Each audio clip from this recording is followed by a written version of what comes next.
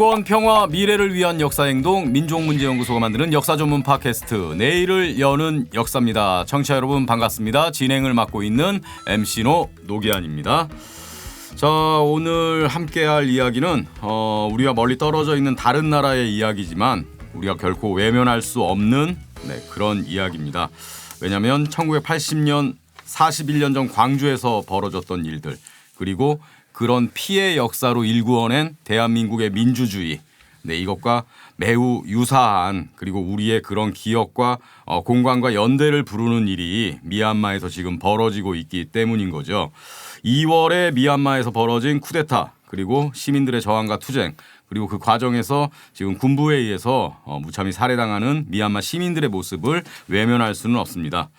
자, 그래서 오늘은 저항하는 미얀마 시민들과 함께하는 연대 특집 방송을 준비했습니다. 국가폭력에 저항하는 시민들의 투쟁을 기록하고 기억하는 방송으로 만들까 하는데요. 자, 이번 주는 미얀마 민주화 투쟁과 연대하다, 이 제목으로 방송을 하겠습니다. 자, 지금 미얀마에서는 어떤 일들이 벌어지고 있는지, 그리고 우리가 잘 모르는 미얀마는 어떤 나라고, 또 왜 이런 쿠데타가 현대사에서 계속 일어나고 있는지, 그리고 또 우리는 어떤 연대를 할 수 있는지, 이런 것들을 짚어보겠습니다. 자, 오늘 일단 먼저 우리 민족문제연구소의 김민철 교수님 함께하겠습니다. 안녕하세요. 네, 안녕하세요. 반갑습니다. 네, 일단은 우리 김민철 교수님께서 오늘 방송 주제를 좀 같이 해보면 어떨까 하고 제안했다고 제가 들었거든요. 예. 네, 그런 제안을 하게 되신 이유는 어디에 있을까요?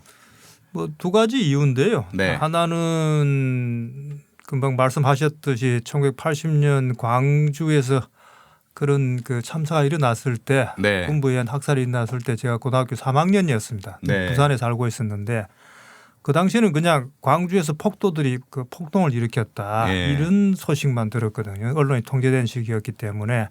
근데 대학 들어오고 나서 그 실체를 알고, 특히 이제 그 국민을 지켜야 될 군인이 시민들 향해 총을 쏘고 학살했다는 게, 그게 이제 너무 분노스러웠죠. 네.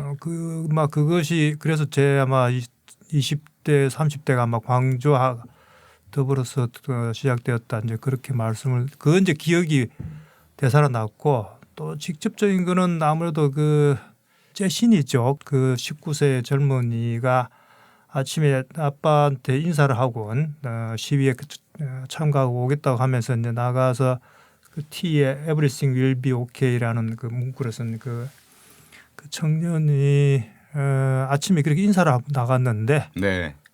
저녁에 결국은 이제 시신이 돼서 돌아왔죠. 네. 그래서 그 장면을 보면서 하여튼 제가 그렇게 뭐라고 표현을 드려야 할까? 사고가 멈췄다고 그래야 되나요?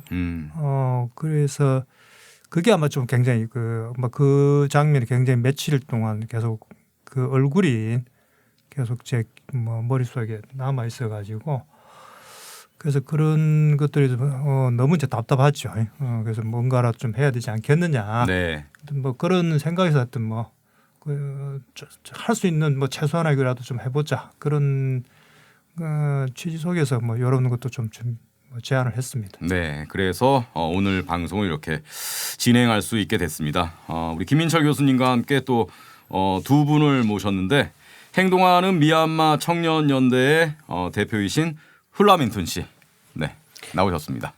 네, 안녕하십니까. 저는 플라민턴이라고 합니다. 저는 현재 행동하는 미얀마 청년연대의 공동대표로 활동하고 있습니다. 네, 그냥 줄여서 민툰 씨라고 불러도 되겠습니까? 예. 네, 알겠습니다. 자, 그리고 역시 행동하는 미얀마 청년연대 대표 헤이만 씨 모셨습니다.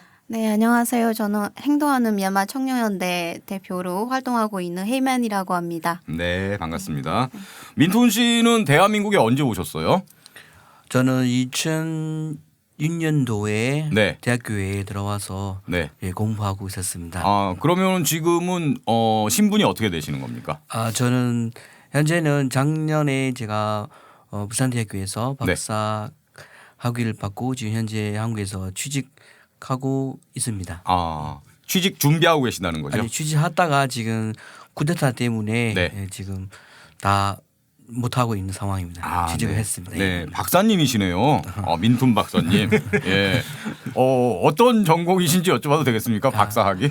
저는 박사학위는 경영학과인데 미얀마에 투자하는 한국 기업들의 성공 요인에 대해서 제가 박사 학위를 작성했어요. 그런데 네. 제가 박사 학위 받고 나중에 미얀마 가서 사업이나 이런 관련된 일을 하고 싶은데 지금 갑자기 이런 일이 터지니까 네.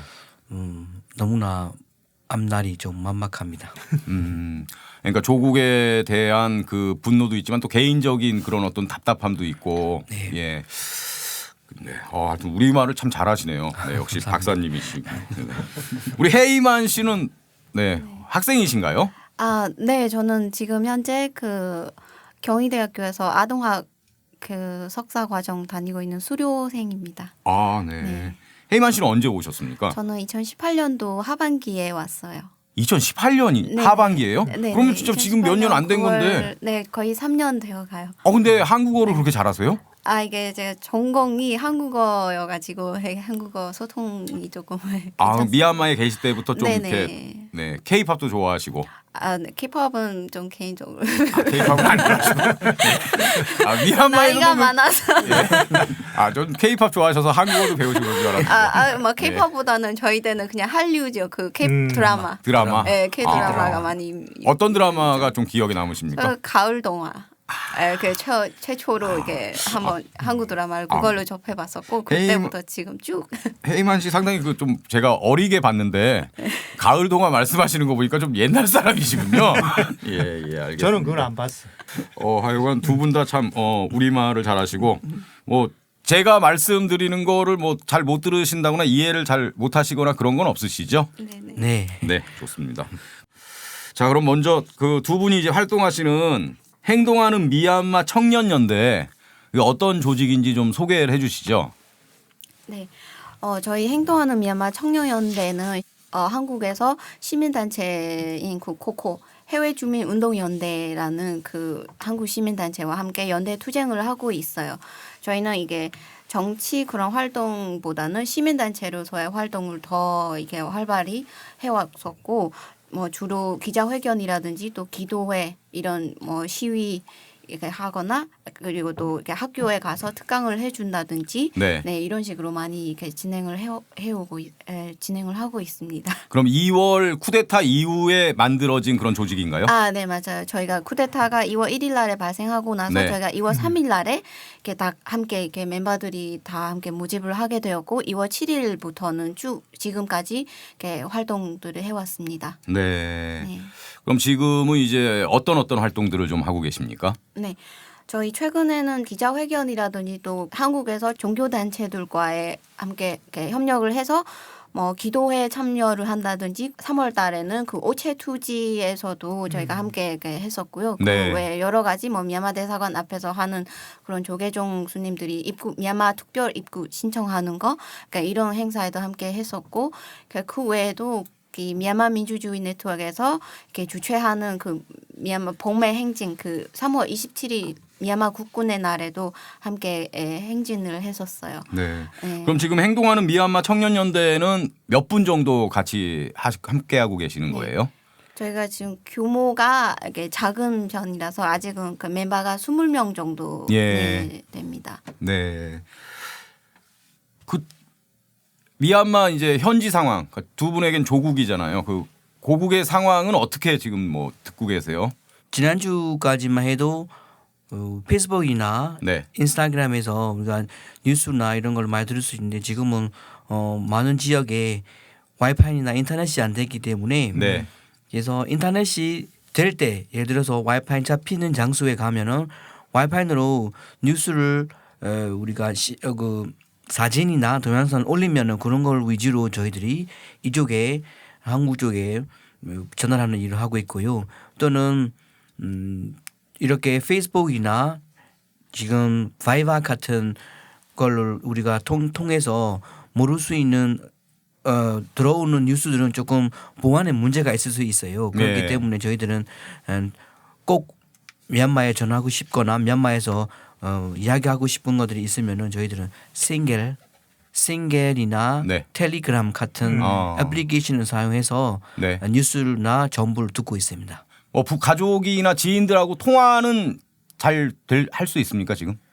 저는 전화는 저희 지역에는 지금은 와이파이 잡힌 데가 시내밖에 없기 때문에 네. 집에 전화할 때는 지금 국제 전화로만 하고 있습니다. 예, 지역이라고 하면 잘 모르시는 분들이 대충 미얀마에서 어떤 위치쯤에 있는지 저는 제 고향은 미얀마의 동쪽에 위치한 까야주에서 저는 까야주에서 미얀마에서는 소수민족들이 살고 있는 주가 7개 있는데 그 중에서 두 번째로 제일 작은 주인 까야주에서 살고 있습니다. 네. 지도에서 보면은 태국에 여기 한국 사람들이 많이 놀러 가는 친마인의 바로 위에 친라인 쪽에 있습니다. 친라인 바로 옆에 지역이 저희 지역입니다. 예.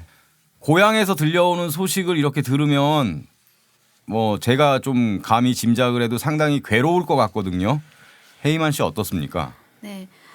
저도 아까 여기 라미 오빠가 말씀드린 것처럼 저도 이렇게 집에 연락할 때 국제 통화를 주로 사용하고요. 예. 왜냐하면 저희 고향에는 조금 큰 도시가 아니다 보니까 와이파이라든지 이런 거 별로 없어요. 그래서 인터넷이 거의 안 된다고 보시면 되거든요. 그래서 저는 국제 통화로 이렇게 연락을 하고 있고 또 가끔 그저께는 그 동생이 저희 이모가 있는 그 도시로 잠깐 왔었대요. 근데 예. 왜 왔는지 물어보니까 좀 이렇게 그 동생이 지금 시민 불복종 운동에 참여하고 있어요. 그래서 시민 불복종 운동. 시민 예. 불복종 예. 운동. 여기는 그 CDM이라고 이렇게 많이 부르거든요.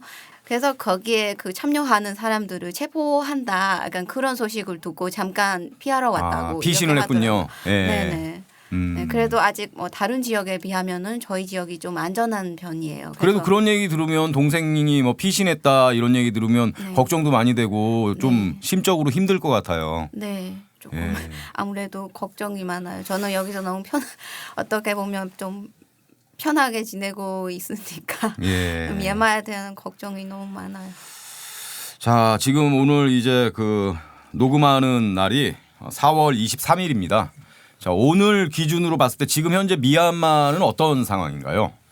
계속 가면 갈수록 사상자도 많이 생기고 시민 불복종 운동도 열심히 하고 있고 또는 시위 같은 것도 각 지역마다 하고 있는 걸 우리가 매일 볼 수 있습니다. 네. 전에처럼 많이는 하지 못하지만 왜냐하면 지금 양곤에서도 밤에 우리가 냉비를 두드리는 행위를 하잖아요. 그러면은 미리 8시 하면은 7시 반에 7시쯤에 와서 도착해서 지켜보고 있대요, 군인이. 그래서 어떤 집에서 두드리기만 하면은 가서 잡으니까 사람들이 네. 군인 있으면은 냄비를 안 두드리고 군인이 가면은 두드리니까 그래서 군인들이 있는 지역에서는 시위를 하지 못하고 군인이 없는 지역에서는 시위를 계속하고 있기 때문에 많이 현열이 생긴 상태입니다. 왜냐하면 지금은 전에처럼 잡히는 것이 아니라 총을 바로 쏘기 때문에 사실자가 우리가 나중에 후에가 인터넷이 잡히고 우리가 사진이나 동영상이 나올 때만 확인할 수 있기 때문에 조금 더 저희들로서는 너무 불안한 상태입니다. 그래서 전에처럼 바로바로 모르기 때문에 오늘도 어디에서 사상자가 발생했을까? 발생하면 안 좋을 텐데 하면서 네. 매일 기도하고 있습니다. 네. 우리 김민철 교수님이 이 미얀마 어떤 나라인지 조금 개괄적으로 좀 짚어주시죠. 제가 전공자는 아니기 때문에 그냥 짧게 또 이야기는 아마 뒤에 계속 나올 것 같으니까 그냥 전공자는 별로 안 좋아합니다. 저희가 예. 전공자는 너무 자세히 짚습니다. 예. 그것도 버릇이 나오면 또 자세하게 들어갈지도 모르죠. 예. 면적은 어느 정도입니다. 한반도하고 비교했을 때. 한반도보다 5배 정도 큰가요? 그렇다고 그러돼 있는데 인구는 5천만 명 정도가 되고 근데 대부분이 그러니까 동쪽과 북쪽의 상당 부분은 산악으로 둘러싸여 있고 그러니까 산악과 고산지대 그다음에 이제 남쪽에는 평야지대 그렇게 구성이 되어 있습니다. 그래서 전체적으로 지형상으로 좀 그렇고 가장 이제 특징적인 거는 되게 지금 통계상으로 한 135개 정도 소수민족으로 구성되어 있는데 물론 이제 그 중에 68%가 이제 버마족이 지금 이제 주류 민족인 버마족이고 그 다음에 까렌족인 이렇게 조금 대표적인 소수부족이 민족이 한 8개 정도.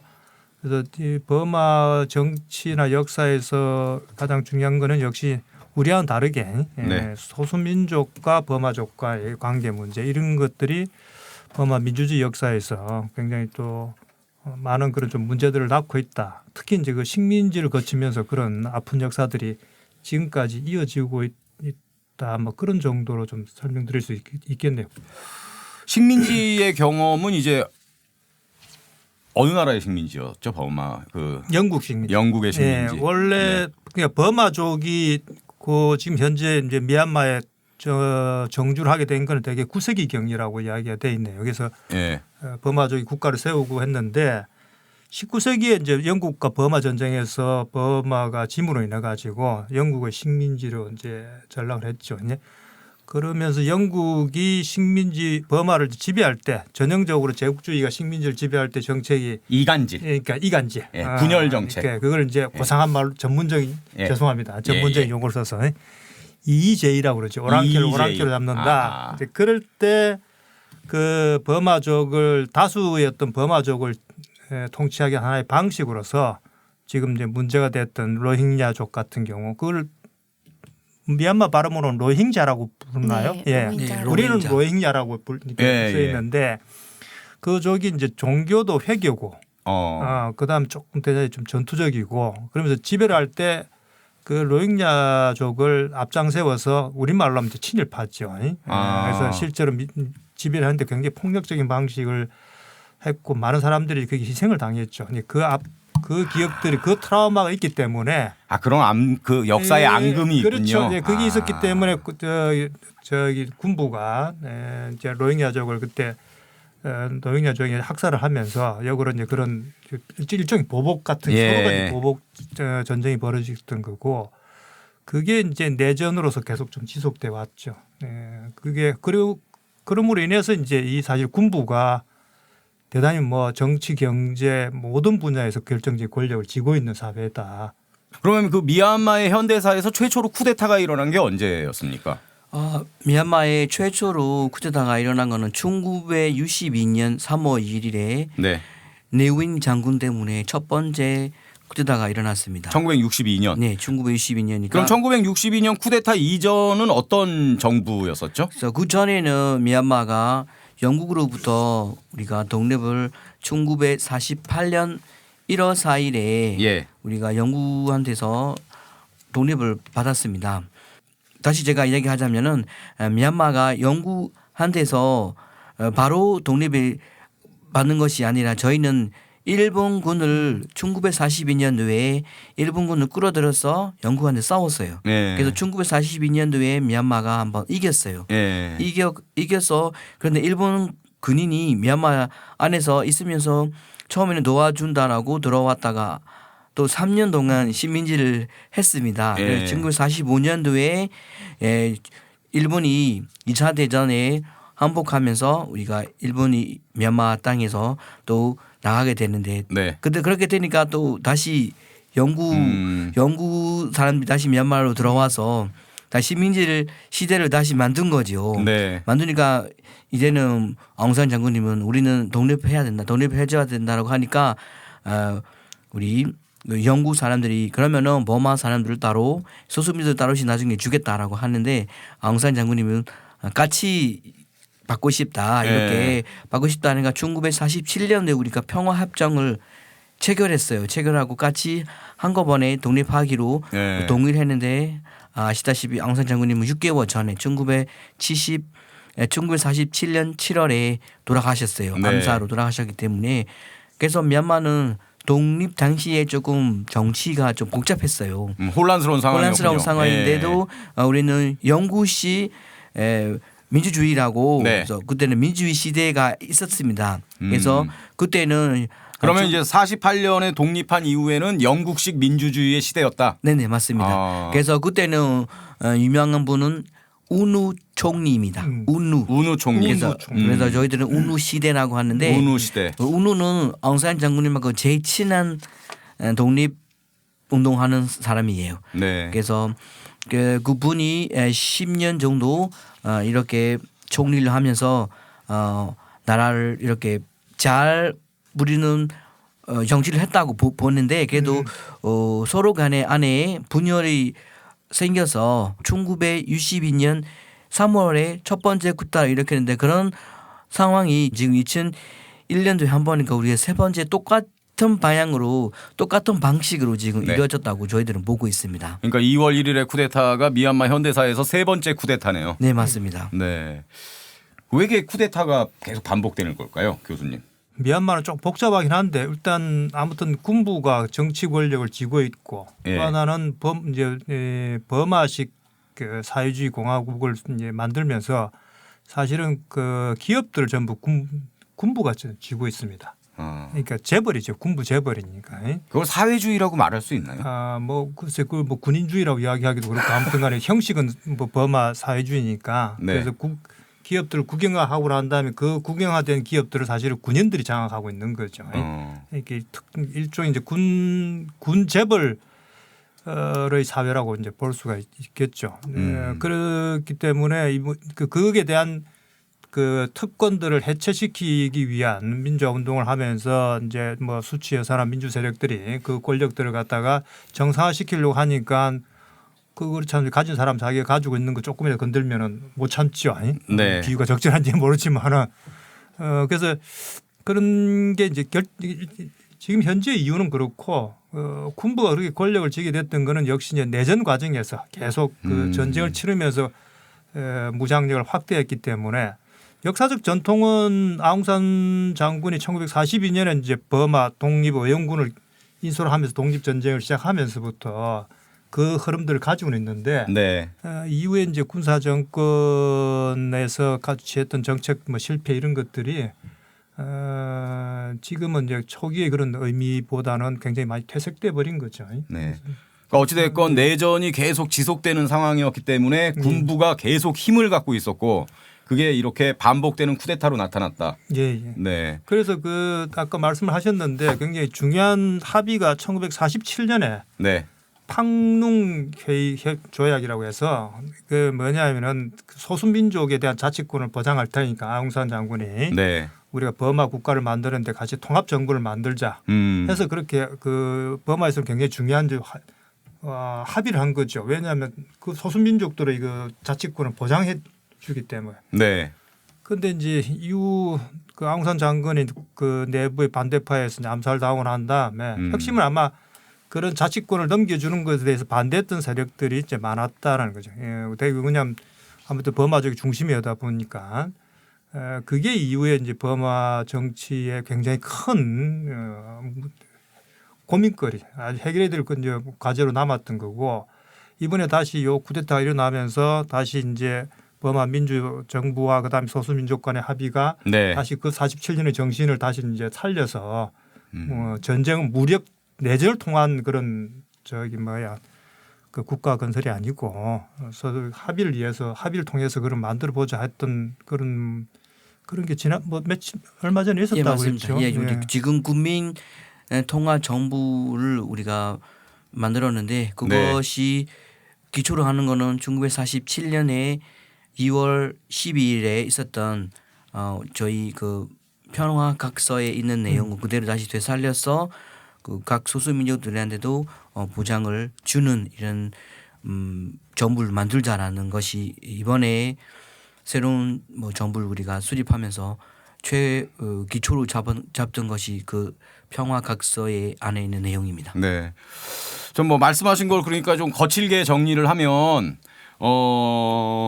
이 제국주의의 그 악영향이 여태까지도 있는 거네요. 그 영국 그렇죠. 제국주의의 악영향이 하여튼 나쁜 놈들이에요 정말. 그 짙은 그림자가 예. 지금까지 남아 있는 거죠. 네. 그거는 뭐 미얀마뿐만 아니라 동남아의 예. 많은 국가들이 또 뭐 우리도 마찬가지죠. 식민지 경험을 겪었던 나라들이 갖고 있는 큰 하여튼 상처죠. 네. 자, 이건 거칠게 정리를 하면 그런 과정에서 다민족 국가이기 때문에 소수민족 문제가 있었고 그래서 내전도 끊임없이 발생했기 때문에 군부가 강력한 힘을 현대사가 지속되는 내내 갖고 있었고 그 와중에 이제 아웅산 수치 여사를 구심점으로 해서 일반적인 민주주의의 저변이 이렇게 확대되는 과정에서 총선에 부정이 있었다라고 자신의 기득권을 빼앗길 군부가 위기 의식을 느껴서 총선에 부정이 있었다라는 명분으로 지난 2월 1일에 쿠데타가 일어난 거고. 네, 맞습니다. 그리고 시민들은 거기에 지금 피를 흘리면서 저항을 하고 있고. 근데 이 안에 우리와 다르게 또 여러 민족 간의 문제도 겹쳐져 있기 때문에 다시 47년의 그 정신으로 가자라고 해서 어떤 통합 기구가 지금 만들어졌다. 뭐 이런 말씀이신 거죠. 사회자 정리를 아주 깔끔하게 잘하셨네요. 네. 오, 탁월합니다. 제가 이런 사람입니다. 아니 두 분이 너무 좀 긴장하실 네. 때 같아가지고. 예. 그럼 두 분은 이제 한국에 있을 때 조국에서 쿠데타가 일어났던 소식을 딱 들었을 거 아니에요. 네. 어떤 걸로 제일 먼저 접하셨어요? 한국 뉴스로 들으셨어요? 사실은 그거를 얘기하면 조금 민망하기는 한데요. 네. 제가 그날에 낮잠을 자고 있었어요. 아. 그래가지고 제가 일어날 때는 바로 카톡에서 문자가 많이 이렇게 와 있는 거예요. 그래서 확인해 보니까 미얀마에서 쿠데타가 발생했다. 이렇게 왜 여기 한국에 제가 아는 한국 분이 계시는데 그분이 계속 이게 저희가 미얀마에 직장을 다녔을 때 거기에 현지 직원들과의 단체톡이 있었어요. 그래서 그 단체톡에서 한국 분도 함께 있었거든요. 그래서 네. 그분이 괜찮아, 미얀마 현지 직원들도 괜찮냐고, 희망 어떻게 집이랑 연락이 돼? 이렇게 하신 거예요. 근데 사실은 제가 늦게 일어나가지고 제가 일어났을 때는 집이랑 좀 이렇게 연결이 되고 인터넷도 어느 정도 풀린 상태예요. 근데 네. 당시 오전에 쿠데타가 발생하는 당시에는 아예 인터넷도 완전 중단이 되고 유신이 통신이라든지 그런 게 다 중단이 되었던 거예요. 완전 이렇게 시스템 자체가 다 마비된 거죠. 네, 그래서 그때 해외에 있는 사람들은 집에서 가족들이랑 연락이 안 되고 그리고 오후 1시 돼서야 국영 방송에서는 이런 쿠데타가 발생했다라는 그런 거를 이렇게 알게 되는 거죠. 네.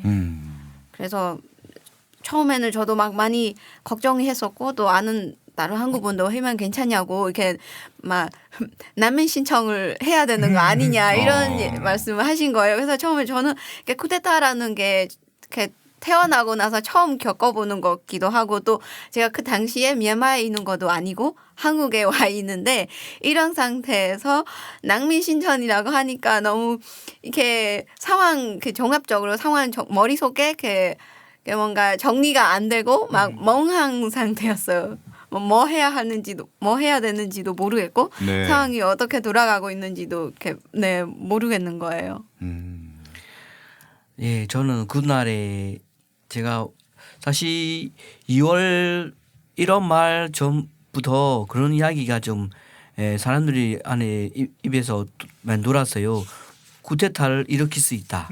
그래서 사람들이 쿠데타를 안 일어날 거라고 다 믿고 있었어요. 저도 이 시대에는 쿠데타라는 거는 없겠지라고 생각했었는데 2월 1일에 쿠데타 일어나나 하니까 머릿속에 하나도 안 보입니다. 왜냐하면 저는 군사 정권 시대에 자라왔기 때문에 거기에 엄청 많은 아픈 기억들이 있어요. 그렇기 때문에 다시 일어나면 안 되는 겁니다. 왜냐하면 2010년부터 2020년까지 딱 10년밖에 안 됐습니다. 미얀마에 네. 민주주의 시대가 다시 열린 거는 우리 다시 열린다고는 우리가 왜 하냐면은 2010년 전까지는 저희들은 제가 하고 싶은 말 의사를 표현할 수 없습니다. 지금 Z 세대 친구들은 자기 하고 싶은 말 다 하고 데모하고 싶으면 데모 하고 다 할 수 있는데 저희들 시대에서는 정치 이야기만 하도 잡혀가는 시대이기 때문에 그래서 우리는 이런 기억을 다시 그 시대를 가고 싶지 않아서 너무나 화도 나고 좀 분노가 많이 쌓였습니다. 그날 바로 너무나 화가 났어요. 예. 그날부터. 네. 그러니까 두 분도 지금 말씀하시는 거 보니까 두 분도 약간 세대 차이가 있고 나이 차이가 좀 있으신 것 같은데 지금 미얀마 그 시민들의 투쟁 보도를 보면 이른바 Z세대, G세대 이렇게 나오잖아요. 그 어떤 세대를 얘기하는 건가요? G세대라는 것이 주로 1995년 이후에 태어나는 사람들, 지금 20대의 네. 젊은 사람들을 얘기하는 거고요. 근데 왜 Z세대라고 부르는 거죠? 그냥 알파벳 맨 끝이니까 그렇게 부르는 건가요? 그 Z 세대이고 그 뒤에 태어나는 사람들은 또 알파 세대라고 알파 세대라고 저희는 Y 세대. 뭐 이렇게 많이 하고. 나가네요. 네.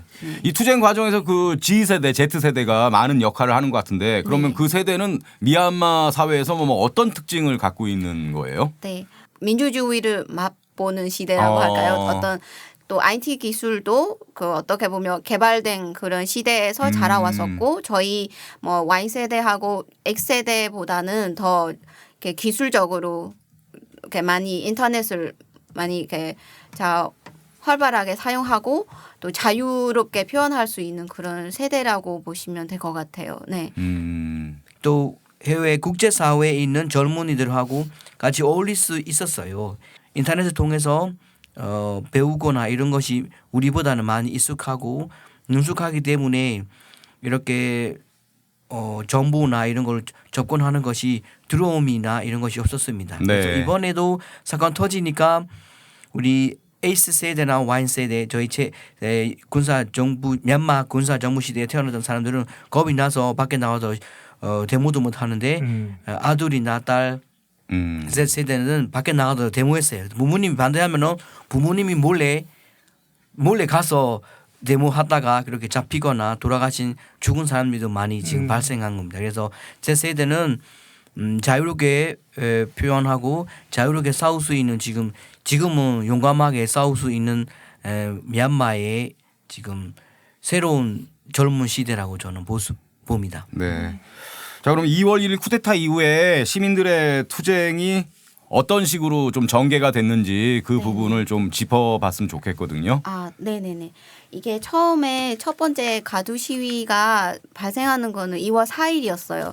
왜냐하면 처음에는 72시간 동안에 이렇게 침묵이 흘렸어요. 미얀마에서. 왜냐하면 이게 저희가 신고 없이 그냥 불법적으로 길가에 나가면은 군부한테 저희가 이렇게 그 진압 명분을 줄 수 있다는 그런 이야기가 돌았어요. 그 네. 페이스북 커뮤니티에서. 그렇기 때문에 사람들이 다 상황을 지켜보고 있었던 거죠.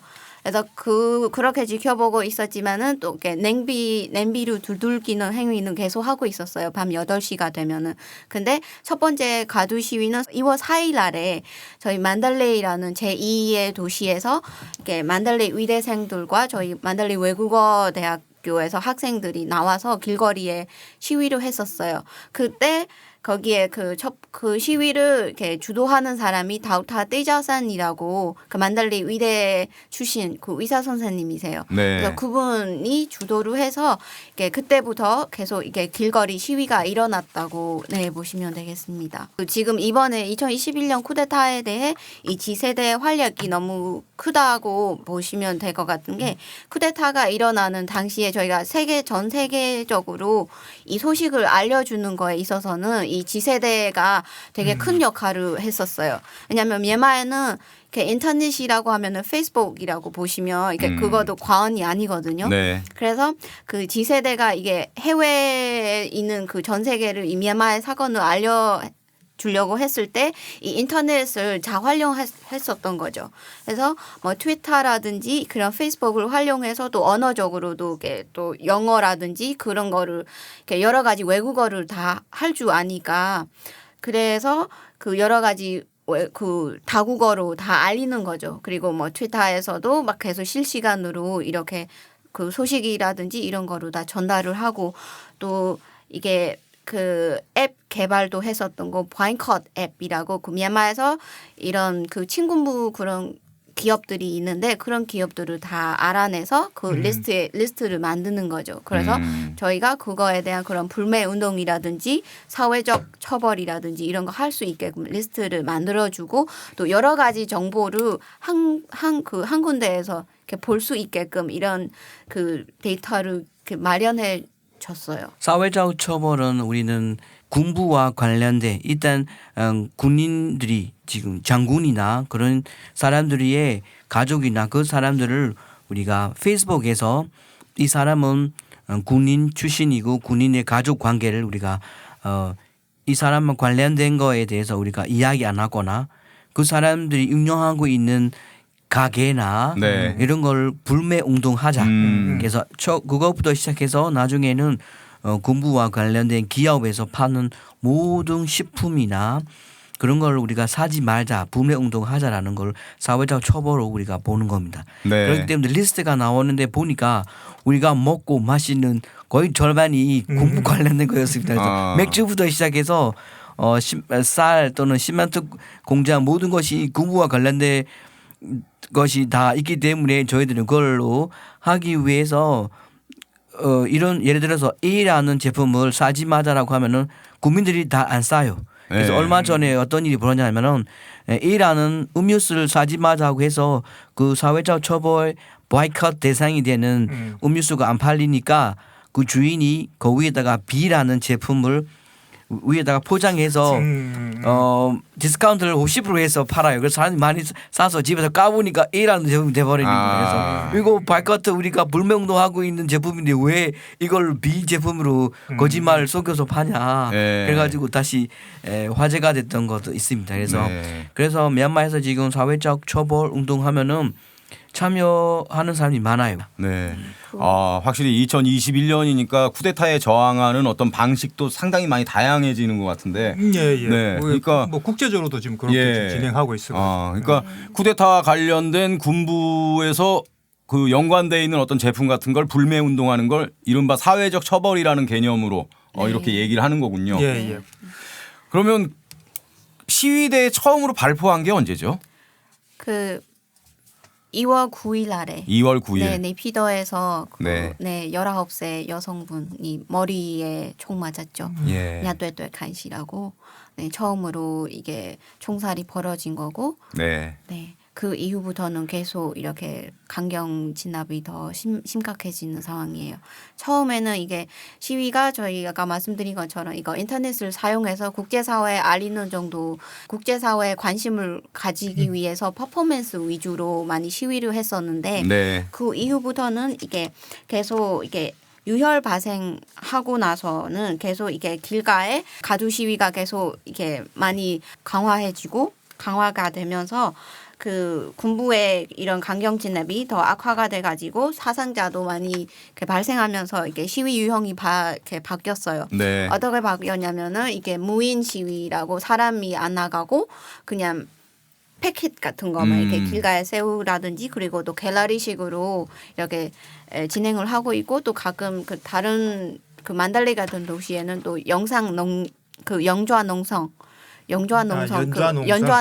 앉아서 시위하는 그런 것도 네 있었고 또 지난 4월 4일 날에는 저희가 그 부활절 이스터 스트라이크라고 해서 이렇게 계란에서 이렇게 그림을 그려가지고 이렇게 하는 것도 있고 또 이렇게 플라워 스트라이크라고 하면서 복매 혁명에서 집으로 영영 돌아오지 못하는 영혼들을 위해서라는 그런 제목으로 해서 그 플라워 스트라이크라고 꽃 행진을 했었는데 그 신발 안에 꽃을 꽂아가지고 이렇게 길가에 이렇게 놔두는 그런 식으로도 많이 시위를 하고 있었고, 네 그리고는 그 점점 이렇게 상황이 악화가 되면서 지금은 3단계로 봐야 되는 게 지금 국민들이 반격을 하기 시작했어요. 네. 그래서 국민들은 지금 총이라든지 이런 거를 많이 갖고 있지 않으니까 뭐 새총이라든지 그리고 화살도 있고 네. 그리고 그 화염병이라든지 예. 이런 거를 만들라든지 그리고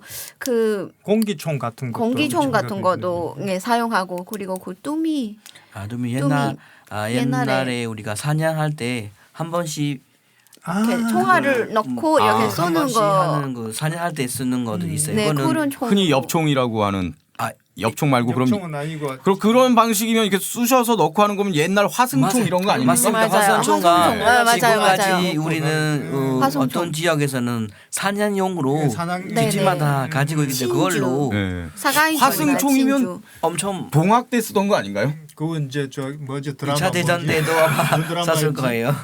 네. 무슨 미스터 선샤인.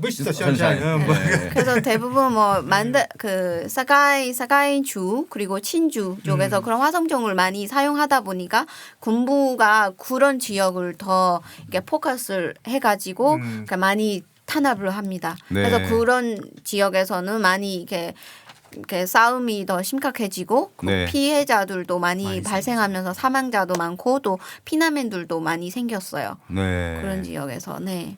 미얀마 안에 그 무장 단체들이 많이 있잖아요. 그럼 네. 무장 단체들의 입장은 어떻습니까? 소수민족이 우리가 총 8개가 있는데 네. 각 소수민족마다 무장단체가 한 하나부터 한 10개 정도 있다고 보시면 돼요. 네. 지금은 우리가 20개 있다고 하기도 하고 20개에서 100개 정도 있다고 하기도 해요. 왜냐하면 자꾸 작은 것들이 다 합치면 그 정도 되니까. 그래서 20개 정도 아직 남아있는데 그 무장단체들은 전에부터 군부와 반대되는 의견 가지고 계속 싸웠는데 군사정부 시대에 2000년 이후에는 평화협정을 맺으면서 우리가 전쟁이 일어나지가 않았어요. 예. 그런데 지금은 다시 이렇게 현역 상태가 발생하고 자기 지역 주민들이 죽어나가기 때문에 무장단체에서도 이번에 사건 때문에 까친이나 까인주에서는 이번에 투쟁에 참여해서 정부군하고 지금 내정이 다시 발생하게 됩니다. 네. 발생하면서 지금 까친주하고 까인주에서는 주로 많이 지금 전쟁이 일어나고 있습니다. 아, 일부 지역에서는 지금 전투도 벌어지고 전투도 있고. 벌어지고 예. 지금 뭐 보도되는 걸 보면 갈수록 군부의 탄압도 강해지고 만행도 저지르고 그러는데 지금까지 그가 오늘 지금 우리 녹음하는 이 기준으로 희생자가 어느 정도나 되는 거죠? 네, 지금 보면은 저희가 어제 4월 22일까지 기준인데 사망자 수가 779명이 나왔고 그 중에서 총 사건이 741건. 네, 총주로 네, 죽은. 총으로 죽은 사람이 741명. 총상으로 사망한 네, 분이. 네. 하지만 이게 그 통계적으로 다 잡히지 않은 숫자이고요. 네. 실제로는 현지에서 그보다 더 많은 사람이 죽을 수가 있어요. 그래서 그 통합적으로 봤을 때는 아마 800명 넘게 사망했다고 보시면 되겠습니다. 네. 네. 마음이 많이 아프실 것 같아요. 진짜 지금 뭐 그렇게 담담하게 말씀하시지만 네. 내 조국에서 피 흘리는 사람들이 내 이웃들이 있고 그런 걸 생각하면 한국에 있는 게 더욱 좀 고통스러울 수도 있겠다 뭐 이런 생각이 듭니다. 네, 맞아요. 한국 사람들 눈으로 봤을 땐 좀 독특하고 낯선 그런 좀 투쟁 방식도 있는 것 같더라고요. 네, 성차별 같은 거 있습니다. 성차별? 네네. 네, 이게 성차별이 뭐냐면은 한국 분들이 이게 이해하기가 조금 이렇게 어려울 것 같은 부분이 저희 미얀마에서는 남자와 여자에 대한 그런 성차별이 조금 심한 편이에요. 네. 그러니까 예를 들어서 뭐 미얀마에 가보신 분들은 아시겠지만은 이렇게 미얀마의 파고다 같은데 가면은 이게 신발을 벗어야 되고 또 여자가 갈 수 있는 데랑 남자가 갈 수 있는 데가 달라요. 절에 가면은 네, 절에 가면은 절에 여자가 갈 갈 때. 수 있는 곳이 제한적이에요. 어. 미얀마 사람들이 이렇게 여자 옷이랑 여자 하의랑 이렇게 남성들이 입는 그런 의류를 함께 빨래를 하지 않거든요. 아 남자 옷 여자 옷을 네, 구분해서 따로따로 세탁을 해요? 이렇게, 네, 상의는 괜찮은데 하의, 뭐 치마라든지 바지 같은 예. 거를 함께 이렇게 빨래 그 세탁기에서 돌리지 않아요. 따로따로 돌리는군요. 네, 왜냐하면 그렇게 함께 하면은 뭔가 남자로서의 품위가 떨어진다. 그러니까 남자로서의 자격이라든지 그런 품위가 떨어진다는 그런 미신이 있거든요. 그러니까 좀 이렇게 납득이 안 되는 그런 거죠. 그런데 지금 이번에는 저희가 그 시위대에서 군경들이 막 이렇게 앞으로 직진하니까 저희가 그거를 막기 위해서 어떻게 보면 시간을 이렇게 도망가 시간을 버리기 위해서 네. 그 치마 줄 만들었어요. 그 이렇게 위에서 높은 데에서 이렇게 줄 만들어 가지고 그 위에서 여성 치마를 이렇게 올리는 거죠. 여성 치마 밑으로 지나가면 지나가면은 어떤 일이 생긴다고 믿는 거예요? 그 특히 근인들이 네. 그런 성차별 그런 인식이 네, 좀 그런 많은데. 인식이 너무 네. 강하기 때문에 네. 그런 치마라든지 그런 여자의 그런 하의를 이렇게 스치거나 이렇게 만지고 이렇게 지나갔을 때는 남성로서의 그런 품위가 떨어진다. 또 아. 뭔가 성공해야 되는데 거기에 뭔가 아니 뭐 한국말로 하면 뭐 부정탄담 이런 말이 부정, 있는데 약간 그런 뭐 식으로 말. 네 보시면 될 것 같아요. 그래서 그 밑으로 지나가지 못하는 거예요. 그래서 먼저 그거를 이렇게 철수를 하고 그거를 없앤 다음에 다 지나가는 거예요. 그러니까 군인들이 그런 미신이 강하니까 일종의 네. 바리케이트 역할을 한 거네요. 바리케이트 역할, 네네. 여성 하의를 일부러 높은 곳에 빨랫줄에 네, 걸어서 맞아요. 피신할 시간을 벌고 네, 그럼 이게 그 맞아요. 걷어내고 지나갈 거 아닙니까? 네네 맞아요. 아. 그리고 또 웃긴 거는 그 군인들이 그렇게 치마를 걷어내고 또 가져가요. 왜 가져가죠? 그냥 가져가는 거죠. 그 절도로? 훔쳐가는 거네요, 그냥? 네, 훔쳐가는 거죠. 그래서 막 어떤 동영상도 올라오는데 야, 너 이 분홍 색깔로 네가 가져라. 막 이렇게 하는 거죠. 뭐 예를 들어서 자기의 그 가족이나 그 지인들한테 네. 선물할지도 모른다는 약간 그런 그 글들이 많이 올라왔었어요. 그래서 근데 그 G세대라든지 이번 시위대 그 참여하는 그런 시민들은 그런 이제부터는 성차별 이런 거를 없애야 된다. 해가지고 또 3월 8일 날에 또 세계 여성의 날이잖아요. 네. 그날에 이렇게 남성 미얀마의 그 남자들이 이게 그 여자 치마를 이렇게 머리 위에 두르거나 여기에 이렇게 걸치고. 네 걸치고 이렇게 또 입어보고 네. 그런 사진들을 많이 올렸어요. 네. 그래서 이제부터는 그런 성차별이라는 게 없다. 이거는 어떻게 보면 문화적으로라고 볼 수도 있지만 또 종교적으로도 연결가 되어 있거든요. 이게 남자로서의 품위가 떨어진다. 그리고 또 쿠데타를 일으킨 이런 장군들이 미신을 많이 믿고 있습니다. 특히 이번에는 우리가 다들 알고 있고 그대로 했던 것이 뭐냐면은 목요일에 미음으로 시작하는 도시에서 항상 현혈 진압이 있었어요. 현혈 진압이 있어가지고 항상 사람들이 많이 죽었어요. 죽은데 그 사람들을 모두 머리에다가 총을 쐈어요. 왜냐하면 목요일마다 미음으로 시작한 도시. 왜냐하면 지금 장군 이름이 미영란이 미음으로 시작했어요. 미영란이니까 네. 미음으로 시작했기 때문에 그 목요일마다 그 미음으로 시작하는 도시에서 총 사건이 항상 있었습니다. 진압이 있었고 항상 사람이 죽었는데 머리에다가 총을 쏘는데 어떤 점쟁이가 머리에 총을 쏘면은 시대를 바꿀 수 있다. 머리에 맞춰서 총을 쏘면 시대를 네가 바꿀 수 있다라고 하니까 저것을 배치해서 머리에만 쐈어요. 그래서 사살자가 왜냐하면 다른 데에 총 맞으면은 죽을 확률이 낮지만 머리에 총 쐈기 때문에 바로 그 현장에서 즉사하거나 뭐 집에 도착하자마자 즉사하는 경우가 많습니다. 이번에 머리에 맞아서 죽는 사람이 많았어요.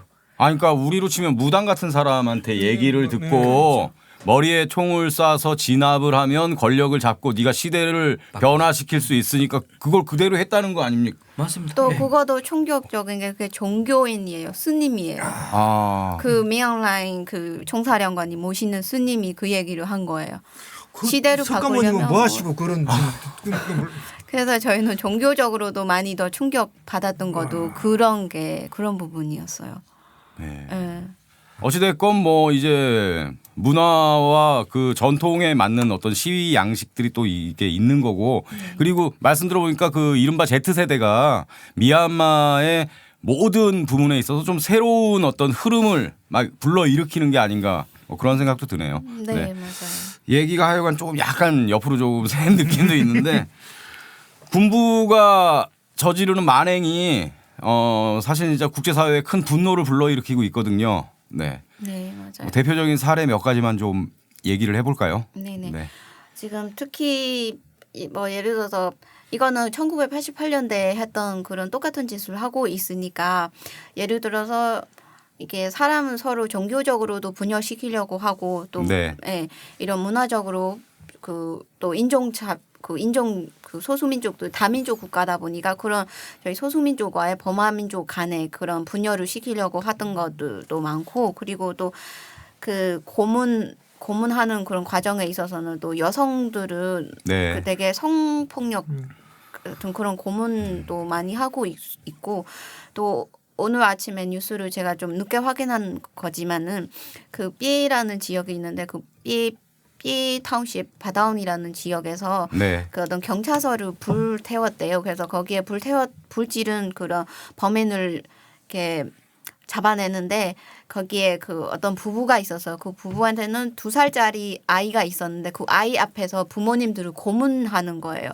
아 공개된 장소에서요? 공개된 장소에서 그 아이 앞에 그 2살짜리 아이 앞에서 자식 앞에서. 네 자식 앞에서 네. 이렇게 고문을 하고 이렇게 어떻게 보면 아이로 인지로 하는 거죠. 취약계층을 인지로 잡아가지고 이렇게 고문을 해서 이렇게 진술하도록 시키는 거예요. 그래서 나중에는 아이가 너무 불쌍하니까 부모님들이 마지막에는 우리는 그 범인이다라는 식으로 이렇게 진술을 하게 되었어요. 그래서 지금 잡혀갔고 아이는 또 따로 이렇게 그 부모님이랑 떨어져 지내고 있는데 계속 이렇게 글 올라오는 글을 보니까 아이가 계속 부모님 이름을 부르면서 울고 있대요. 그래서 그렇게 보면은 이렇게 또 지금 죽어가는 사람들 중에서도 40% 정도가 되게 젊은 사람들이거든요. 10대 또 그리고 또 미성년자들이 너무 많았어요. 네. 그래서 그런 것들 보면은 되게 그리고 또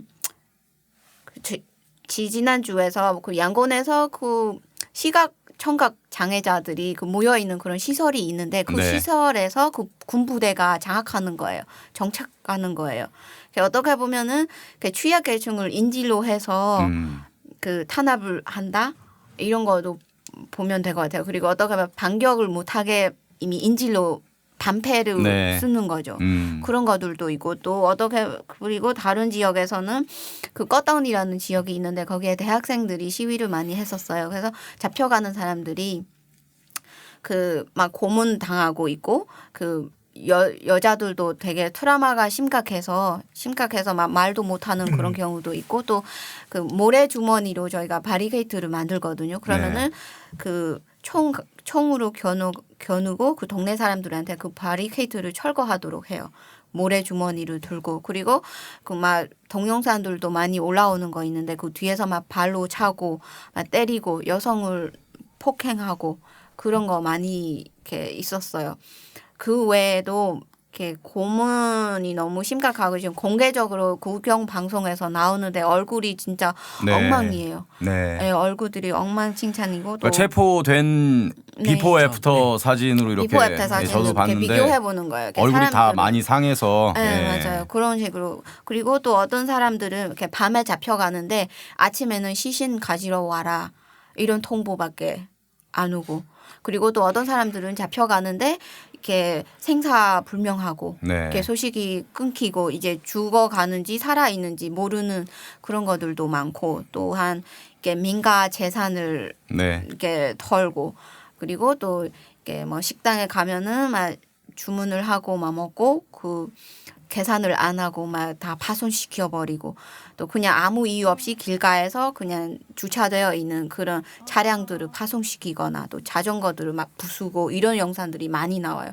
이게 저희가 봤을 때는 이게 아무 이유 없이 이렇게 하는 게 왜 그렇게 하고 있는지 이해가 안 되거든요. 지금 말씀 들어보니까 진짜 그 군부의 만행에 대한 어떤 그 얘기를 들으니까 네. 정말 자연스럽게 80년 광주가 떠오르는데요, 교수님. 그렇죠. 예, 네. 그렇게 사람을 과연 그렇게 죽일 수 있는가 하는 부분이 계속 굉장히 큰 이제 질문인데 저는 이분 그 미얀마 상황을 보면서 제일 조금 분노했던 것 중에 하나가 뭐 여러 가지 다른 것도 있지만은 시신을 훼손하거나 그걸 가지고 돌려주면서 돈을 받고 하는 것들을 보고 야 어떻게 이렇게까지 가능한가.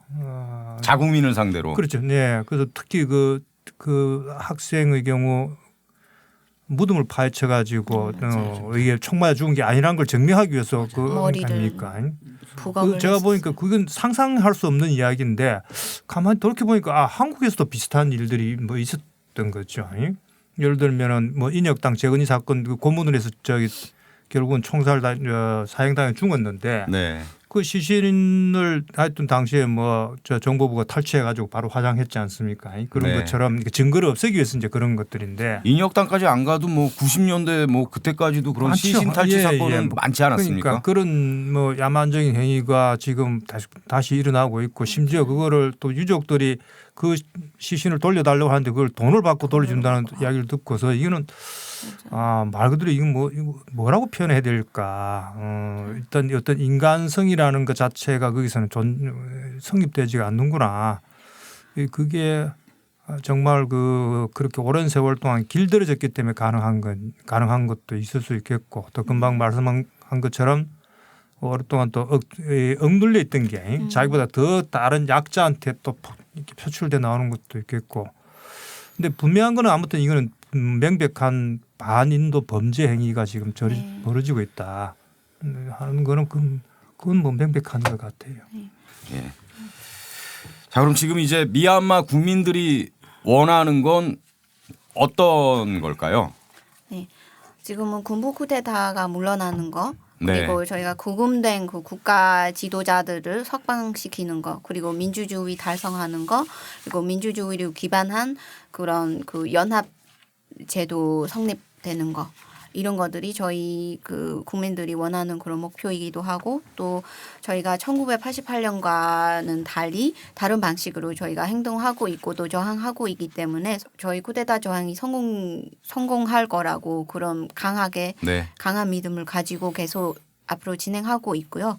그리고 또 시디안 시민 불복종 운동도 계속 강화되고 있고, 네, 그런 식으로 계속 함께 나가고 있고, 또 마지막으로는 저희가 함께 기대하는 그런 시민군, 그또 연합군, 시민연합군이 생기면은 또 함께 저희가 합류를 해서 함께 저항을 하겠다, 이런 마음으로 지금 앞으로 계속 나가고 있습니다. 예, 한마디로 저희가 연합이죠.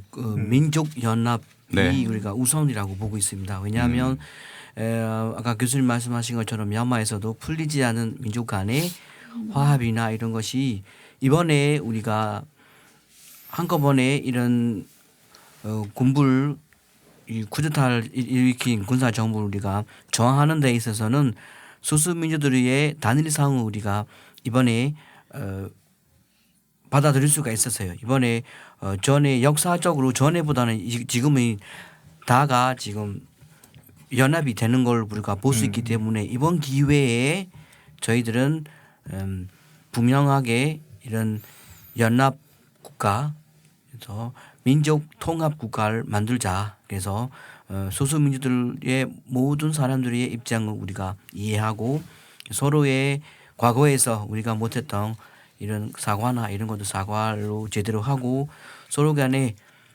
평화 협정을 맺으면서 1947년에 앙산 장군님이 그렸던 그런 그림을 우리가 다시 끝까지 그리자라는 의도로 갖고 있습니다. 그래서 네. 모든 지금 미얀마 안에 있는 모든 국민들이 똑같은 마음이 있지 않을까 저는 생각합니다. 네. 자, 미얀마 청년연대, 행동하는 미얀마 청년연대, 그럼 앞으로 이제 뭐 어떤 활동 계획 갖고 계십니까? 그래서 저희들도 앞으로 이렇게 미얀마에 대한 소식을 한국의 국제사회에서 알릴 수 있는 모든 플랫폼을 제가 가리지 않고 가능한 제 목소리를, 미얀마 목소리를 내는 걸로 저희들은 계속 나아갈 것입니다.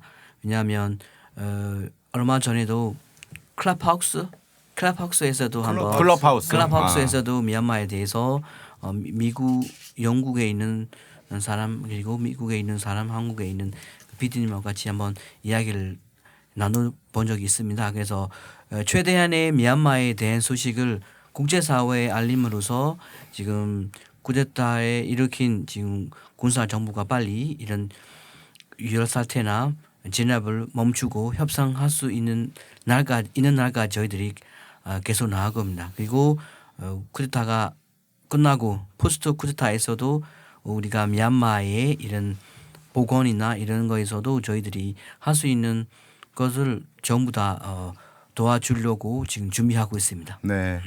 우리나라 사람들이 좀 함께 할 수 있는 연대 활동은 어떤 것들을 좀 기대하고 계세요? 네.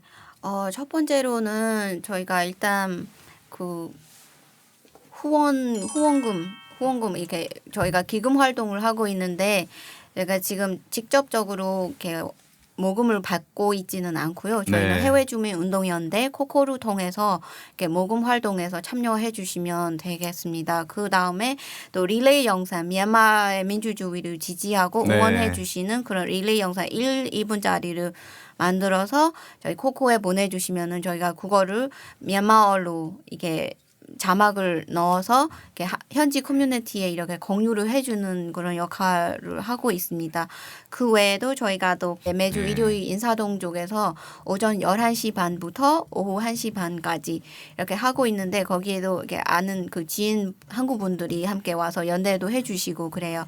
그 외에도 저희가 포스카드 기프트 뭐 엽서라든지 그리고 또 이게 백지 이런 그리고 마스크 뭐 네. Everything Will Be Okay 그리고 Save Myanmar라는 이런 그 마스크를 제작해서 네 저희가 판매를 하고 있는데 또 거기에 이렇게 구매를 해주셔가지고 함께 연대를 해주실 수 있습니다. 네. 네. 네, 한국 사람들이 후원도 많이 해주시고 제가 지금 고등학교에 가서 미얀마 역사나 이런 미얀마 상태에 대해서 설명할 때 많은 학생들이 지지하고 응원 메시지를 보내줘요. 그러면 그걸 우리가 우리 홈페이지 페이스북에서 통해서 알려주면 미얀마 사람들이 다 힘이 돼요. 네. 힘이 되고 아 한국 사람들이 우리 도와주고 있구나라는 것이 지금 하루하루 힘을 보태서 밖에 나가서 시위하고 있는 미얀마 젊은이들의 힘이 됩니다. 그래서 어떤 학생이 제가 수업할 때 질문이 선생님 저희가 이렇게 편지 하나 쓰고 쇠손가락 경례를 하고 사진 보내는 게 어떤 의미가 있습니까? 이거 아무 도움이 안 될 것 같습니다라고 질문한 적이 있어요. 그래서 제가 이거는 그런 것이 아닙니다. 미얀마 사람들한테는 많이 도움이 되는데 왜냐하면 외국인이 미얀마 외국에서 미얀마를 지지한다는 것이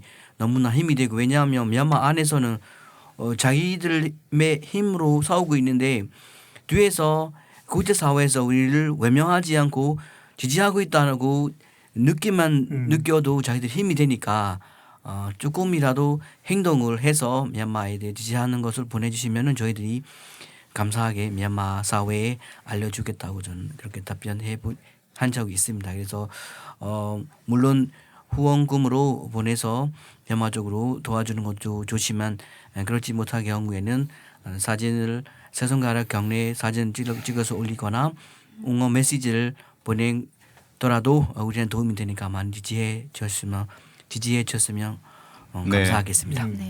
참 미얀마의 상황이 뭐 앞으로 어떻게 전개될지 참 예상하기 힘든 부분이고, 네 어찌 됐건 좀 많은 사람들이 우리나라뿐만 아니라 네, 다른 분들도 다른 나라에 있는 국제사회 일원들도 좀 많은 관심과 지지를 지속적으로 좀 가져야 되지 않을까 그런 생각이 들고요. 네, 우리 교수님 뭐 좀 덧붙이시고 싶은 말씀 있으십니까? 뭐 제가 이제 헤이만 씨 초청해서 특강 했는데 특강 제목을 미얀마의 귀 기울이다 네. 이렇게 잡았습니다. 그 이유는 역시 이제 80년 광주로 돌아가면은 그때 그 봉쇄된 도시에서 사람들이 얼마나 외로웠을까 고립되어 있네.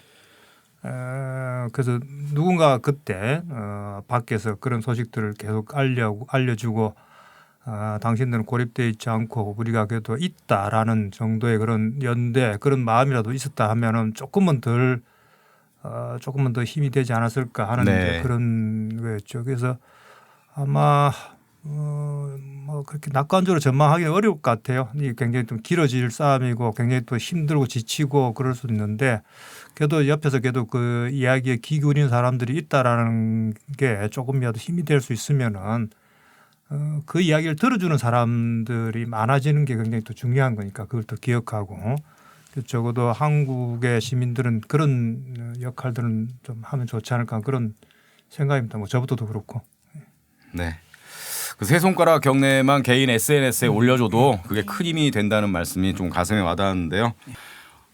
세 손가락 경례가 상징이잖아요. 네. 이게 어떤 의미를 담고 있는 거죠? 우리가 헝거 게임에서 나오는 것인데 헝거 게임. 헝거 예, 영화. 영화 예, 헝거 예. 게임에서 처음 등장해서 이게 태국 시위 때도 쓰였죠. 태국 시위 때도 썼는데 지금 미얀마에서도 이런 복종하지 않고 저항하다는 뜻으로 우리가 평화롭게 저항하자라는 뜻으로 우리가 이렇게 세 손가락을 경례하는 걸로 우리가 상징으로 썼습니다. 네. 네, 그리고 그 외에도 저희가 여러 가지 뜻이 담겨 있긴 한데요.